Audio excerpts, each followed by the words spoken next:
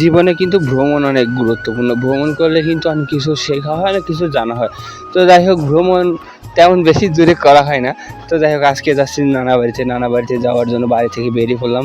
তো দেখেন আশেপাশে কিন্তু বর্ষা মৌসুম চলতেছে, বর্ষা মৌসুম চলার পাশাপাশি আর ওয়েদারটাও কিন্তু সুন্দর, দারুণ। আর পানি তো দেখতে তো দারুণ লাগছে। তো যাই হোক, তো বেরিয়ে পড়লাম। দেখেন রাস্তাটা, আপনারা কে কে এখান দিয়ে এসেছেন অবশ্যই কমেন্টে জানিয়ে দিন। তো ফাইনালি আস্তে অনেকক্ষণ আসলাম, আসার পর অবশেষে ঘাটের কাছে চলে এসেছি।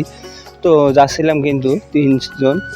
তো দেখেন নদীর কিনারার পরিবেশটাও ভালোই লাগছিল। নদীর পানি মোটামুটি নীল ছিল।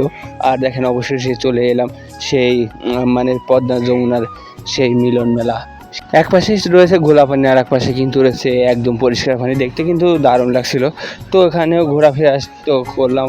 তো অবশেষে কিন্তু 2-3 দিন থেকে আবার বাড়ির দিকে রওনা হলাম। যাই হোক, ভিডিওটা কেমন লাগলো আর আপনারা কে কে নানা বাড়িতে যান অবশ্যই কমেন্টে জানিয়ে দিন।